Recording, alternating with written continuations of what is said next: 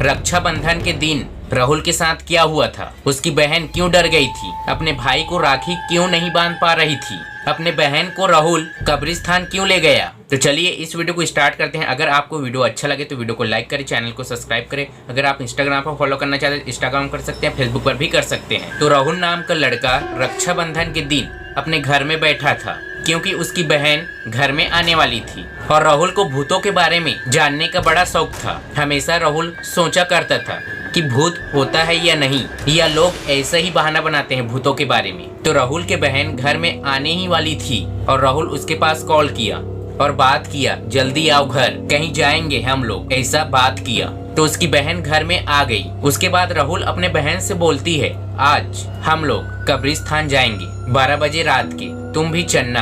तो उसकी बहन कब्रिस्तान जाने के लिए तैयार हो जाता है और दोनों भाई बहन कब्रिस्तान भी पहुंच जाते हैं। लेकिन उसका बहन कब्रिस्तान के अंदर जाने के लिए मना कर देता है और राहुल कब्रिस्तान के अंदर चला जाता है क्योंकि उसकी बहन अंदर जाने के लिए डरती है और राहुल चला जाता है, उसे डर नहीं लगता है और उसकी बहन कब्रिस्तान के बाहर ही राहुल का वेट करता है। और कुछ घंटे बीतने के बाद उसकी बहन राहुल के पास कॉल करती है, और कितना समय लगेगा। तो राहुल बोलता है, बस आधा घंटा में ही बाहर आ जाऊंगा। तो राहुल एक जगह बैठ जाता है कब्रिस्तान के अंदर, जो अभी अभी लाश को दफनाया है उसी के सामने बैठ जाता है और थोड़ा वेट करता है और उसे धीरे धीरे नींद आने लगता है और ये वही सो जाता है। और राहुल का जो बहन है ये राहुल का वेट करते करते वही सो जाती है और राहुल को अभी अभी नींद लगी थी। वैसे ही फावड़े से जमीन खोदने की आवाज आती है। इस आवाज को सुनकर राहुल उसी समय खड़ा हो जाता है। इतने रात के कब्रिस्तान से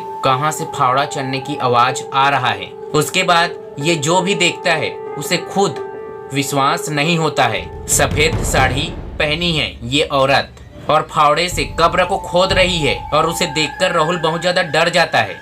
थोड़ी देर बाद ये औरत कब्र से लाश को बाहर निकालती है और लाश को खाने लगती है। उस लाश को नोच नोच कर खाती है, अजीब अजीब सी आवाज निकालती है।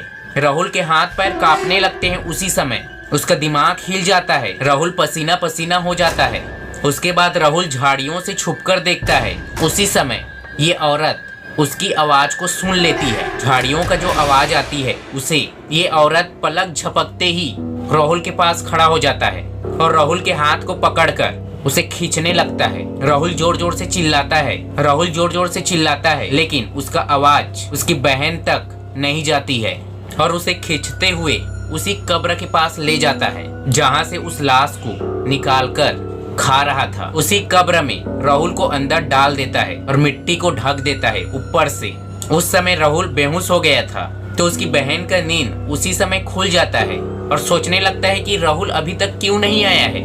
तो ये राहुल के पास कॉल करती है, जो राहुल कब्र के अंदर ढका हुआ है। तो राहुल का रिंग बजने लगता है। उसी समय राहुल का नींद खुल जाता है, उसे होश आ जाता है। तो ये वहाँ से तुरंत निकलकर कब्रिस्तान से बाहर आ जाता है और अपने बहन के हाथ को पकड़कर वहाँ से जल्दी जल्दी भागने लगता है। तो उसकी बहन चिल्लाती है, क्या हुआ क्या हुआ।